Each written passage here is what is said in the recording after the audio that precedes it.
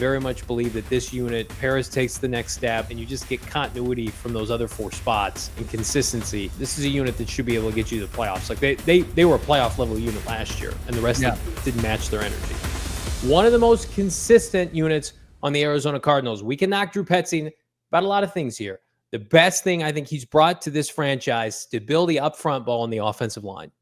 It has been the offensive line all steady, right? No matter who is the quarterback, whether it's Josh Dobbs or Kyler Murray, it's the guys that were protecting them were playing at a decent clip the last 2 years and providing an unbelievable run protection as well. Open up rush lanes for one of the top 10 rushing offenses in the league.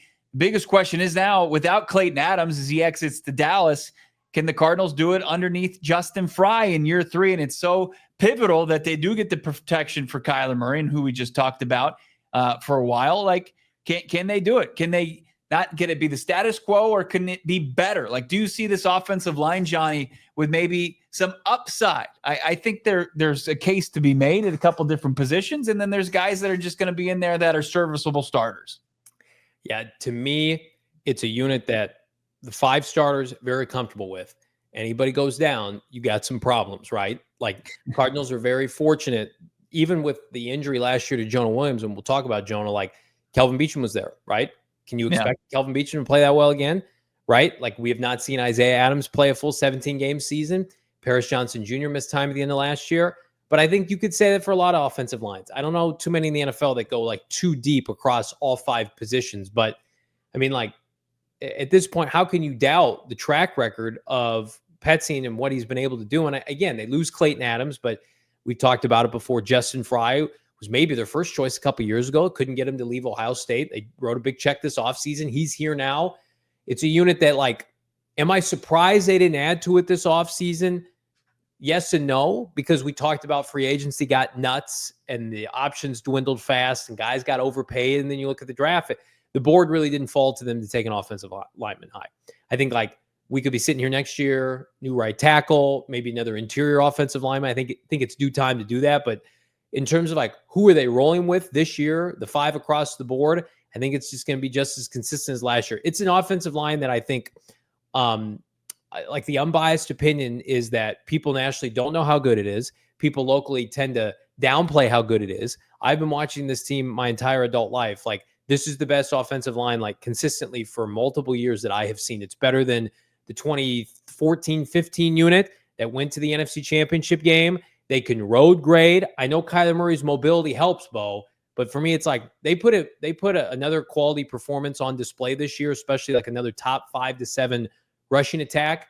Then there's no doubt about it. Like, this unit, like, say what you want about Petzing, his unit is offensive line friendly, in my opinion. Yeah, it sets up, it bodes well for, not having your starting 5, but when you do, you should be in a great spot. And, like, the biggest key here is your franchise left tackle. And Paris Johnson Jr. going from year 1, starting and playing each and every snap of his rookie season, and then switching back over to his natural position left tackle was an immense success. Like, the guy took not just a small jump, he took a large jump. Just turned 24 years old. And we talk about when offensive linemen kind of hit their stride at the next level, and he's still a couple of years from that. So to think, like, he can get better and better, and you've got the young pass rushers in this division, but you've got that old security blanket, you've got that blindside protector in Paris Johnson Jr. Like, that's a big box to have checked for the Cardinals. And, like, think, can they get better? Yeah, they can go as far as Paris Johnson Jr. takes them. Like, he's a guy that's disciplined. He's a guy that limits the sacks for Kyler Murray. And I think he can continue to just go up and up at his position and firmly be in the top 10 at tackle in the league.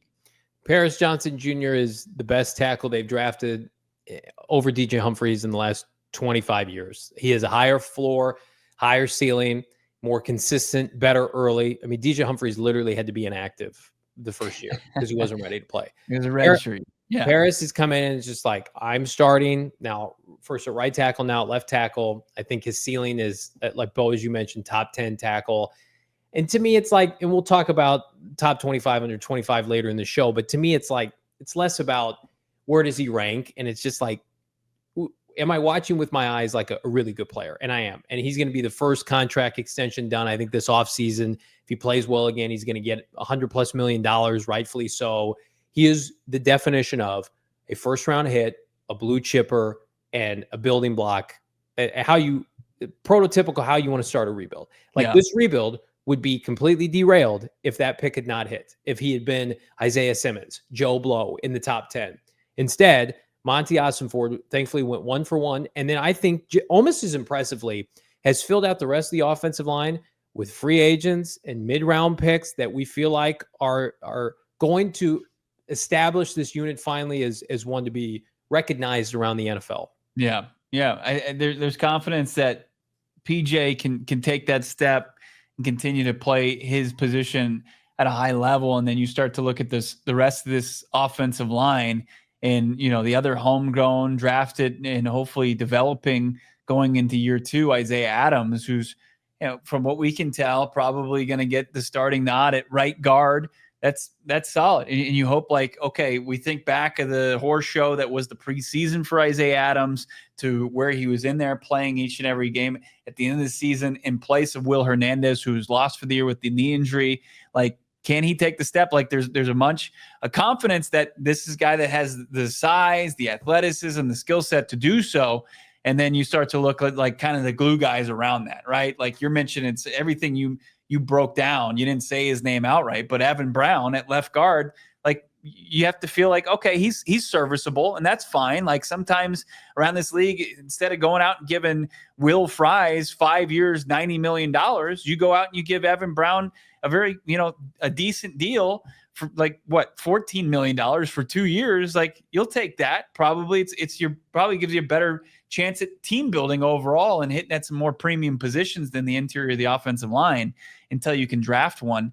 And then Hjalte Froholdt, so steady at the center position. And you love it. The only spot on this offensive line that I have my reservations about is the right tackle spot, because it's they're running it back and it wasn't it didn't give you any kind of comfort week in and week out. You had Jonah Williams, who got injured right out of the jump, you had Calvin Beachum playing that position most of the year until Jonah Williams came back only to go out again. So it's just that's what you're going to bring back here in 2025. And that's the one hey, I've got my concerns about this spot. Had Josh Simmons' knee been okay, would he have been the 16th overall pick? I wouldn't take Josh Simmons over Walter Nolan, but they were in on tackles in that draft. It did not work out, right? And there was a rush on tackles early in that draft. We had 2 to 3, in the top 10 or whatever it was. And then there was a bunch of guys with big question marks and not nearly the prospect of Walter Nolan. Thank goodness Monty Ossenford is making the pick. But I'm right there with you. Jonah Williams did not play well when he played. He was just okay. I would never put him back in the lineup. I was adamant about that at the time. I would have kept rolling with Kelvin Beachum. You roll with a good thing. And by the way, I don't think that they'll hesitate to make that decision this year. Jonah Williams gets injured again, or if his play is not good, Kelvin Beachum is back. I'm sure Kelvin Beachum's been told, one and done. No more parachutes here. Because you make an argument the offense was not the same. And I know it wasn't Jonah Williams' fault that the offense did not play well post-bye. Everybody had a hand in that. But to me, you got to roll with continuity. So you got to have one good year left from those two guys combined, because Jonah Williams, I think, is very much year to year, as is Kelvin Beachum, who could be a year away from retirement. But that's a position where a rookie next year would not surprise me.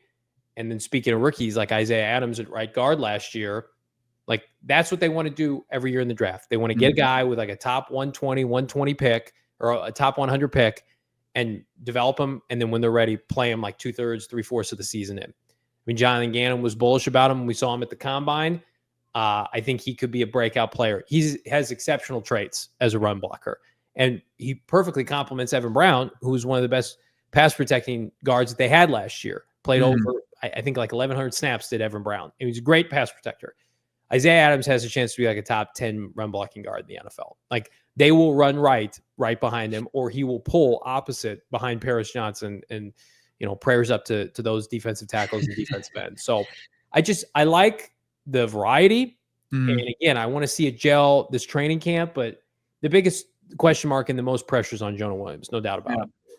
Yeah, let's take a look at our offensive line breakdown here. Noah just was in his bag here creating this graphic, and you got your starters: PJ, Brown, Froholdt, Isaiah Adams, Jonah Williams.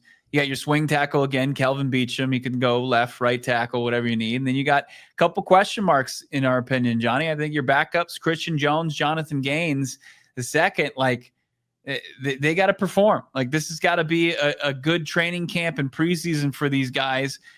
Jones going into his second year and Gaines going into kind of his second year. He was lost his entire rookie season with a knee injury. And then you got some additions. Now, these aren't all lock, additions. Some of these guys got to make this team. Your offensive line coach, Justin Fry. Jake Curran comes over from the Bears. Royce Newman's kind of a guy that's had a couple stops. I think most recently Tampa. Hayden Connor was a 6th-round pick. And Josh Fryer, even though he has familiarity with Justin Fry, he was an undrafted rookie free agent out of Ohio State. He's got kind of some tackle. He's I think his skill set plays as a tackle. In your key losses were Clayton Adams and Will Hernandez, who remains unsigned and he mostly kind of focused on his business outside of football right now as he continues to recover from his knee injury. Yeah, Fryer looks like somebody who could stick because his offensive line coach is here. Don't discredit that. Hayden Connor is part of a draft class that we're very high on, was the only offensive player the Cardinals drafted. Will Hernandez keeps posting Instagram stories about his recovery. Looks good to me. But again, like, would he be willing to come back and compete for a job? Whereas, like, I think he could just be held or handed jobs around the NFL. So it just kind of depends on where he wants to relocate, if he wants to relocate. And again, like, those Christian Jones and John Gaines, like, does that terrify me if they come into a game? No, but I wouldn't feel super comfortable with it, especially Christian Jones. I haven't really seen him play all that often. So again, like, I just feel like, to your point, Bo, it's like the starting 5 looks good when they're intact. The minute you start dipping into second string offensive linemen, I mean, the league is not good enough for teams to do that. So they're not deep enough at those positions. So I think they're a year away from adding at least 2 more bodies to this unit. But I very much believe that this unit, Paris takes the next step and you just get continuity from those other 4 spots and consistency. This is a unit that should be able to get you to the playoffs. Like, they were a playoff level unit last year, and the rest of them didn't match their energy. Yeah, and look, they suffered injuries to key starters throughout the season, like, as you mentioned, Jonah, Will Hernandez, and they were able to continue to move forward. But can the depth? Can they step up just like the previous iteration of the offensive line? Can John Gaines show, like, if Fro ever has to miss any time, can he step in at center? Can he step in at an interior offensive line spot? Like, can these guys, Jake Curran and Royce Newman, can they continue to be decent depth pieces for the starters on this group? So you feel comfortable only with the starting group, but I think that's probably across the league, and that's fine, and you'll take it. And if Justin Fry can continue to develop guys, because that's a big, the staff is so huge on that, like he did at Ohio State, and be able to go from, like, he suffered 2 key injuries on his offensive line, and they were still able to overcome that en route to a national title. So I think this is a group. They're just like, okay, some changing parts here, but the expectation remains the same. I think this unit is going to dominate early. Good luck to Carolina and New Orleans. When this unit is healthy, they're going to road grade some people.